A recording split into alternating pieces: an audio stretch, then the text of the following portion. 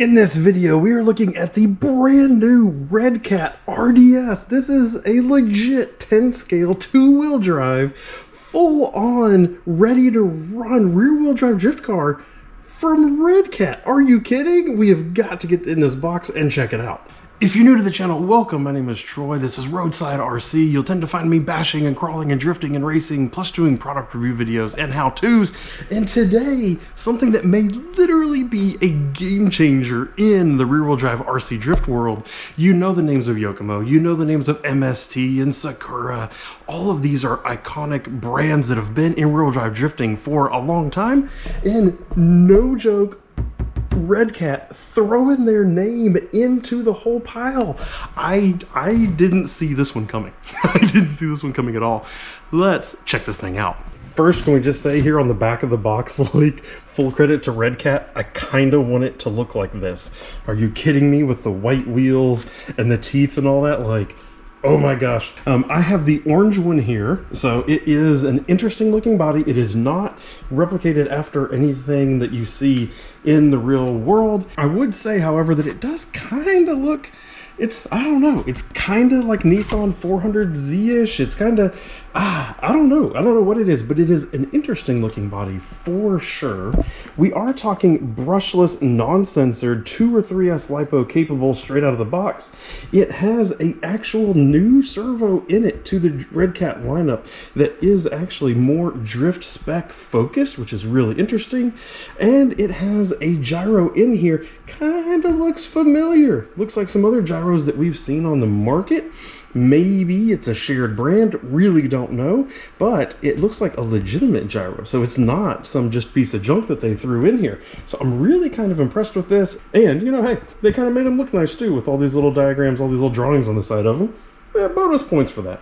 A few things to note here on the box. Carbon fiber, straight out of the box. No other ready to run currently offers this. Yokomo, MST, are you paying attention? Redcat's bringing the carbon fiber in a ready to run, and you guys aren't. We have a 257 millimeter wheelbase, but adjustable all the way from 253 to 261. What? Are you kidding me? Adjustable motor mount positions, magnetic body mounts out of the box. Again, Yokomo, MST, are you paying attention? Magnetic body mounts out of the box. It says track ready. Let's get this out of the box. All right, so the magic of video editing. And there it is. Check that out. I am loving this orangish, burnt-ish color here. Very, very cool. We have a huge stack of the manual, but all of these stickers, so many stickers in here. And then, seriously, look at all these parts. We're going to dig here and find out what all these are, but they look like alignment. They look like stuff to use for alignment. Looks like we have a little spoiler we can put on. It looks like we have alternate bumper stuff that we can put on. And if you don't want to use their magnetic bodies, they actually provide body mount. This is legitimate in here. I mean, kudos to them for including all of that. I'm kind of surprised to see this, but we are using the standard 2-channel Redcat controller, which means, unless they've done some wizardry, we are going to be controlling the gyro gain on the gyro itself. But again, that's actually par for the course with Yokomo and MST. So, you know, with those other ready to runs that are out there, usually one of the first things you want to do is upgrade controller anyway. We'll see. We're going to give this a shot, but it may be something that we want to upgrade pretty quickly on this car. To the car itself, check it out. Again, the color looks amazing. Looks like definitely we could do some benefit with some of the stickers that we have in here, but the body design is interesting. It is good. I think it does come across very nice here in person. I think some accents and everything on it will definitely help. What is really interesting, you see the Redcat motor sticking through. I have hard plastic rear valance here. I have hard plastic rear diffuser coming out that looks really, really nice. Up here on the front, I actually have a hard plastic splitter that comes in, and yes, that is actually a plastic molded front grille, so that's pretty fun. And we do actually have clear headlights here that I think we can actually put lights in, both front and rear. So that is going to be pretty nice. Stance is pretty spot on. Clearly it doesn't have a battery in it, so I expect it'll sit a little bit lower with a battery in it. But I mean, I'm serious, folks. This thing looks pretty cool in person. Taking the body off is very simple because we have a magnetic system under here. So let's see what this looks like. It actually is a piece of plastic underneath here with magnet there all the way across. Same here in the front. So yes, we do have light buckets, front and rear, ready to accept lights plus magnets. That is an interesting design. Typically in drift cars, you tend to see the two circle magnets side by side. This one big magnet, and you see the metal plate here on the car. That's probably going to be really strong if I had to guess. It's probably going to be really, really strong. So that's pretty nice, actually. You see here it's actually integrated in, or yeah, it looks like it could come off. It looks like it's actually a separate piece here from this front splitter. So you can take the splitter off if you want to, and you would still have just this metal bumper that can be put back in its place. We are looking at oil-filled shocks, carbon fiber shock tower. We are adjustable turnbuckles, both upper and lower for alignment settings, plus of course your steering turnbuckles here, all adjustable. It actually looks like we have spacers on both the top and bottom control arms, so we can adjust all of the suspension alignment there also. That is awesome. We can see that drift spec servo that's going, and it look at that, it actually is directly attaching to a front wiper system for the steering, and it is adjustable in there.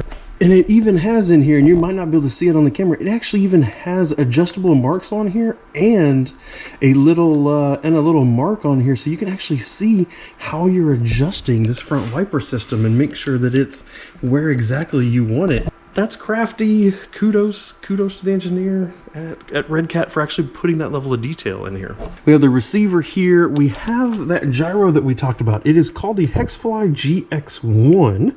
It is a metal case mounted right here to the direct. It does have endpoint settings and a limit and gain. Again, it looks familiar. It looks like another brand that we've seen before. Very curious to see how it performs. Brushless motor. It is a 3300 kV. We have the ESC already mounted in the back. Again, Yokomo MST. How many times? One of the first things people do is move their ESC back. Dude, we're already here. We've already got it.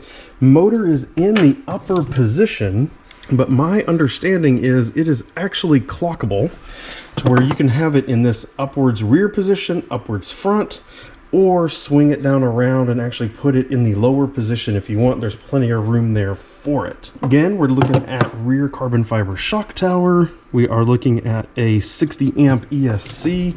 Kind of looks like one of those rebranded hobby wing units that we tend to use. Has the power switch and the set switch. Looks very, very familiar. Rear bumper and body mount, again, looks very similar to the front. Ooh, even has a little tow hook in there. Look at that. That was an extra little fun add-on. Again, rear bumper is very simple. Diffuser on the inside, everything looks very simple, but on the outside, some good scale details there. So again, credit to them. When we look at these front knuckles, I see inner and outer bearings. I see plastic full hexes. I see lots of suspension adjustment points here on those turnbuckles and on the outside of this wiper arm here. Everything is adjustable up there as you may expect it to be and want it to be, and it looks very similar here on the rear. Shock tower has multiple shock mounting points. The outside hub here has a crazy number of mounting points, and on the inside also, so you can actually change everything about this rear suspension setup. All right, transmission, very minimalistic transmission in there, but one of the things that clearly we need to talk about is look at the carbon fiber chassis. So we have this upper chassis point here. We have a very large plastic upfront bulkhead here that houses the servo and all the steering components. But then the chassis itself, very small. You're into that flex chassis kit. It's not going to get a more minimalistic chassis than this. And again, full credit to the engineers. Look at the battery mounting system. You literally just slide it in and it's inside this cradle. Very simple, very simple system here. And you notice an additional offset holes in here, so that means it can fit a standard size battery or a shorty. We of course need to talk about the tires and the wheels. So the tires, very glossy, square edged. We're gonna give them a shot. Also not super worried about it because typically if you're into drifting, you're going to do one of two things. You're either going to burn through the tires on a hard surface pretty fast, or you're going to have a spec tire for your track that you're going to be driving at, and so you're going to be changing tires anyway, so I'm not really worried about what tire comes on it. The wheels are very interesting because if you notice, you know, standard six spoke black wheel there, kind of blackish gray wheel there, but look at the little center hubs in there. They actually have a center cap that goes over the nut to kind of help hide the nut, both front and rear. That's a pretty nice little trick. It just pops off. You can just get a small Allen or small screwdriver in behind it there and it just pops right off. We are looking at oil-filled shocks on all four corners, and that front nice and soft and bouncy, and sits with a little bit of droop, which is perfect. You know, when it comes to rear-wheel drive drifting, you want under power for the rear to squat and for the front to be able to lift up and transfer that weight. And this front suspension, at first glance, is looking really, really nice. The rear might be a little stiff, but again, we're sitting kind of in the middle of the travel. It might be really, really good here. And then lastly, we'll look at kind of the steering angle and what we can get out of it. Now, word of warning, you're looking at this through a GoPro fisheye lens, so it's gonna look wonky. You have to kind of trust me here with what I'm seeing. So we're not quite getting all the way to full 90 here. It looks like they're actually using a fake brake caliper right here as a suspension stop, and it hits that lower control arm. We do have good angle. We have a pretty open Ackerman. As you go into a drift angle, this tire is sitting nice and flat at a drift angle. Decent open Ackerman there. Pretty happy with it. We're gonna try it and drive it first. I imagine I am going to want to do a few suspension tweaks to it to see if we can't get this tire to turn all the way to 90 degrees. Really helps keep you from spinning out when you throw it hard into some corners. So we will look at that, but the good news is we have all of the suspension adjustment that we need with all the turnbuckles and the different mounting options here. So that is something that should not be an issue. We should have everything here that we need in order to do it. I'm serious, folks. It has all the right stuff. It has a lot of the right ideas here. We need to see if it translates into performance when we're driving it. But straight out of the box, I like where the mindset is with the chassis design. Minimalistic, lightweight, stuff in the right spots. It has potential. We need to drive it to see how it actually does. But just looking at it here on the bench, it certainly has potential. Now, moving on from the car, I want to get into these bags because I'm really curious to get a figure out as to what all these parts are and all these stickers to see what options we have in here. So let's dive into this parts bag because I think there might be some surprises in here. Got all this stuff out of the package, and just as we expected, this is a whole kind of standard front bumper setup, something like you typically see on a rear-wheel drive drift car, a lower and an upper plate that you can sandwich some foam through, and something that you can have a traditional style body mount stick off of. You even see the one here for the rear. So if you did want to run an alternate body where this front splitter and maybe that rear diffuser just wouldn't work, you actually do have the full option here included in the kit to get you over to a standard body mounting setup so that you can run different bodies. So that's really nice.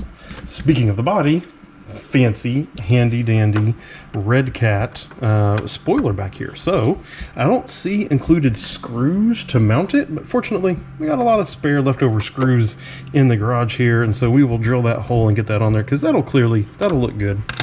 This is a really big deal though, and I hope you understand that this is not something that most other manufacturers actually provide. What these are, if you can see it very clearly there, these are different toe blocks. So we have 1/2 degree, 0.7 degree, 1 degree, 0 degree. We have different toe blocks here for helping to set the suspension alignment. The car, where the rear control arms mount to the chassis, is a plastic bar, both front and rear, actually on all front and rear of the car, but then front and rear of both the front and the rear control arms. And it actually can take these different blocks, and depending on which one you have, these holes are in a different location where the hinge pin slides in. That then means with a simple swap of these, you can actually change the rear toe of the car very simply, and you can actually compensate on the front also to do something similar. This is really, really nice, and something that some of the other brands will actually charge you a significant sum of money for, to buy the whole bar across to set up different suspension alignments. The fact that they give you all of these straight out of the box is really, really nice. All right, firing up. We have blinks. The gyro just calibrated. We have a steady red blinking. Oh, we definitely need to reset our endpoints. Straight out of the box, it looks like the endpoints are set a little conservatively. To their credit, the manual actually has a full guideline in here for how to set the endpoints. The good news here is this whole process is rather simple. With the controller on, you hold down the endpoint switch and turn on the car. You then get a slow blinking yellow LED. You turn all the way as far as you want it to turn, which it looks like I might actually have to turn up my steering dual rate in order to help me get there. Now you don't want to over extend the servo because you don't want to burn it out. Turn it all the way one direction, hit the button, it blinks. Now once it starts to blink again, we're going to go back to the other side, again making sure that we're getting full steering turn. And then we're gonna hit that button again. It now goes to a solid LED, goes back to flashing. Oh, look at that. Now we have much more steering angle. That is gonna be useful right there. Now, the other thing that we're gonna look at is the gyro gain. This is not an ideal way of setting it, but we can see using the same tool that's provided in the bag, you can actually have some guidelines based on the marks here on the gyro itself. And so, when I turn it all the way to the left there, we are now off, which means that this gyro is probably only at about 25-ish% straight out of the box. So let's see what happens if I crank it up the other direction, get it to maybe 75%. Oh my gosh! That's a lot of sensitivity. So yeah, we're gonna put it back down to about 50% probably, which is straight up and down for our first drive. One last thing before we give this its first test drive is we've got to get some stickers and stuff on it, maybe that rear wing on here. And when I look at the box art, you know, they give you a couple ideas here of what you can do, plus this whole thing right here. I'm thinking I got to do the RDS. I really want that Redcat logo on there. Do I do the teeth or not? I don't know. You know, this one back here, they basically threw the works at it, and it has all of the different stickers on it. So I'll tell you what I'm going to do is I'm going to mess around with a few ideas, maybe get the rear wing mounted up, and then we're going to come right back and see what that looks like. Let's do it. Look at that. That looks so much better. Check that out. Oh my gosh. I'm loving the Redcat logo on the side with the RDS, the stripes and everything. Honestly, the only thing to make this look better is if I was not so bad at putting stickers on. Well, we got the rear wing put on with just a couple screws, so that's great. We have all the stickers on here on the roof. I got a couple bubbles up there. That's unfortunate, but overall, really love this. There's even more stickers, even more design work that you can do to it and change it up and make it your own. But I really do think this looks so much better. But we gotta test this thing. Enough talking. I'm gonna grab the battery. Let's get this driving. Here we go. You are literally gonna watch the very first time this car spins a wheel with me right here as we do it.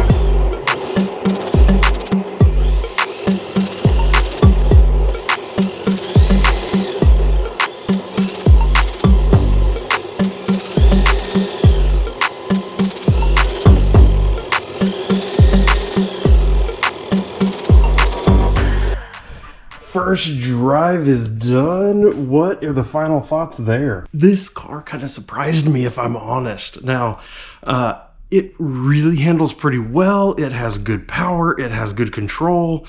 We saw a little gyro wobble, but that may be expected, especially since I don't really know how much gyro gain I'm actually running, since we're just running on the potentiometer. But got a little gyro wobble. Didn't have any issues spinning out from like a lack of angle, right? So that's one of the things I was concerned about when I first looked at the front suspension alignment was, do we have enough angle there? Car's not a very deep angle driver as it's aligned right now. It drifts pretty shallow, which is probably good for a lot of folks who are gonna buy a ready to run and just get started the first time. Throttle is very responsive, which is good and bad.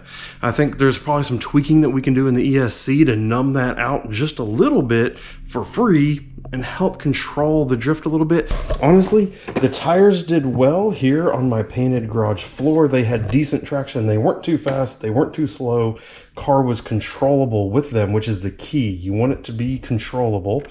Car looked good. I had no rubbing issues. Didn't have any kind of issues with the front suspension alignment. Motor, gyro, everything was good.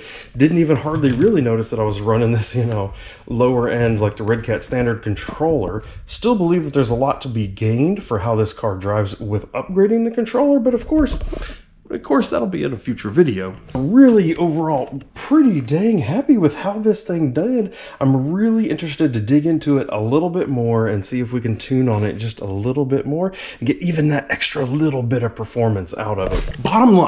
Bottom line, end of the day, all said and done, Redcat came into what is fairly a prestige market, right? I mean, Yokomo and MST have been around for a long time. Sakura's been around for a long time. There's a lot of talk out there about premium brands, and these are the only folks that really know how to make a rear-wheel drive drift car. And Redcat came in and said, all right, let's try that. And they legitimately pulled it off, folks. Like, I promise you, you drive this thing, it's good. It has all the right components. It has all the right design. Here is Redcat punching above their weight when it comes to rear-wheel drive drifting. And I think they're pulling it off. So more to be done on this car. I'm very excited to give this another shot. We have an outside carpet drift track. I will be heading there very soon. Need to throw some different carpet tires on here. Get it out there on an actual track. Maybe drive it back to back with like my Yokomo ready to run to see just how does it drive. Can I notice any differences there? How does the car perform on track? We'll look at tuning the gyro. We'll look at doing some settings on the ESC in order to help overall smooth the drift. And I believe there's a fair amount that might be able to be unleashed from performance in that front suspension with some few suspension tweaks and alignment tweaks on that front end. So stay tuned for all of this. If you're interested in any of this content, I'm going to be creating a Redcat RDS drift playlist over here to your right, where you will be able to see all of this material. So please dive in there. Go in, check out some of the other videos, and we will see you in those. So thank you and goodbye.